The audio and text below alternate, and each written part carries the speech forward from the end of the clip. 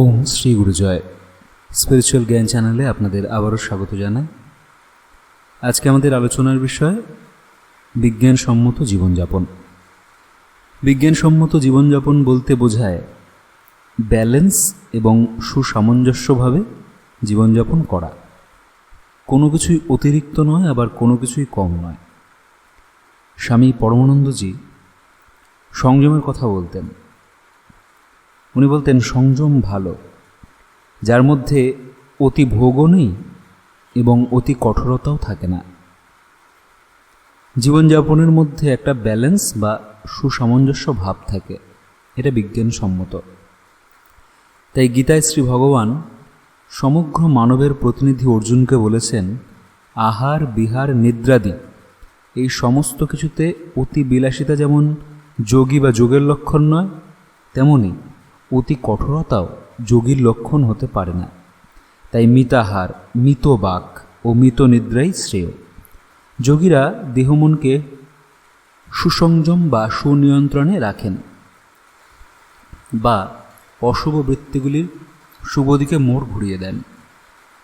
শ্রীকৃষ্ণ তাই অর্জুনকে যোগী হতে বললেন। কিন্তু মানুষ যদি স্বাস্থ্য সচেতন না হয়ে অবৈজ্ঞানিকভাবে খাদ্য খাবার খেতে শুরু করে, তাহলে দেহ প্রকৃতি তার প্রতিশোধ নেবেই।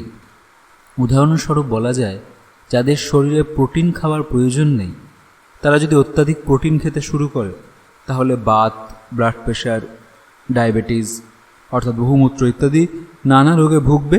আর যাদের শরীরে প্রোটিনের প্রয়োজন, তারা যদি তা না খায়, তবে ক্ষয়রোগ বা টিবি রোগে আক্রান্ত হবে।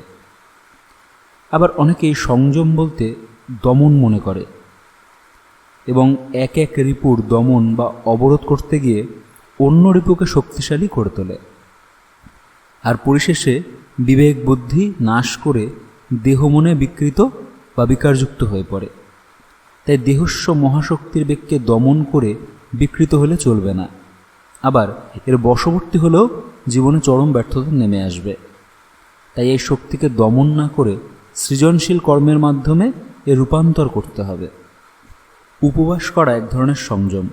এই প্রসঙ্গে উনি বললেন, উপবাসের উদ্দেশ্য হলো বিভিন্ন তিথিতে বা কোনো সময় শরীরে রসাধিক্য হলে সামর্থ্য অনুযায়ী আহার সংযম করে দেহ মনকে সুস্থ রাখা।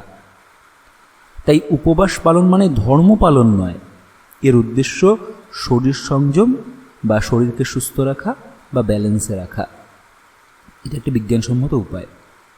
কিন্তু অনেকেই, বিশেষ করে বাড়ির অনেক মায়েরা, এই উপবাসের গূঢ়ার্থ না বুঝে সংস্কারবশত নানা বার ব্রত উপস্তাপাস করে সময় না খেয়ে লিভারের চরম ক্ষতি করে থাকেন।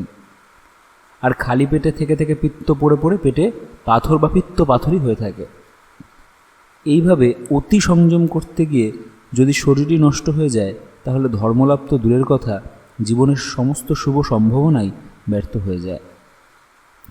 উনি আরও বললেন, প্রত্যেকের মধ্যেই অর্থাৎ প্রত্যেকের শরীরকে সুস্থ করার বা অর্ডারে নিয়ে আসার একটা স্বাভাবিক রোগ প্রতিরোধ ক্ষমতা থাকে।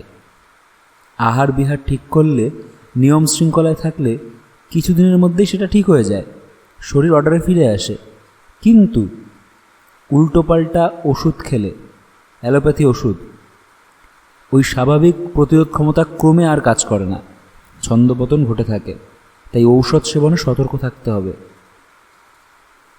অনেকের দেখা যায় ওষুধ খেতে খেতে এমন অবস্থা হয় যে ওষুধ আর কাজ করে না। তাই উনি বলছেন, হোমিওপ্যাথি ও অ্যালোপ্যাথি চিকিৎসায় বা ঔষধে রোগ নির্মূল হচ্ছে না, একটা রোগ ভালো হয় তো অন্য একটা রোগ দেখা দিচ্ছে।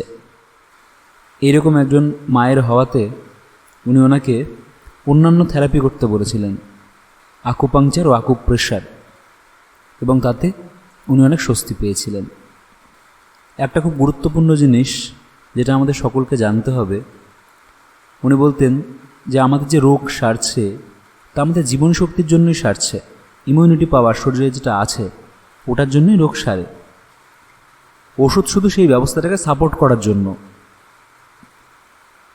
আবার কারোর মনের জোরেও সারে, আবার কেউ মনে মনে ভাবে না অমুক ডাক্তারের কাছে গেলেই আমার সারবে, এই বিশ্বাসেও ছাড়ে। যাদের মন ভেঙে গেছে তাদের আর কোনো ওষুধই রোগ সারবে না।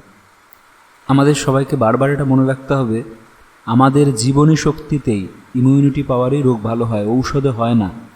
ওষুধ শুধু আমাদের জীবনী শক্তিকে সাপোর্ট করবে। তাই সেই রকম ওষুধ খেতে হবে যা আমাদের শক্তি বাড়ায়। এবং খাদ্য খাবারেও সেটা খেয়াল রাখতে হবে যে আমরা কতটা টাটকা সবজি খাচ্ছি, কতটা কাঁচা সবজি খাচ্ছি, কতটা ফল খাচ্ছি। এগুলো অত্যন্ত গুরুত্বপূর্ণ। সবসময় রান্না করা খাবার খেলেও হয় না, কারণ রান্না করার সাথে সাথে খাবারের কিন্তু অনেকটাই গুণ কমে যায়। আবার রান্না করা খাবারও রান্না করার 1 থেকে 1.5 ঘন্টার মধ্যে খেতে হয়। রান্না করা খাবার কখনো ফ্রিজে রাখতে নেই। কাঁচা শাকসবজি যাও রাখা যায়, কিন্তু রান্না করা খাবার মোটেও ফ্রিজে রেখে খেতে নেই।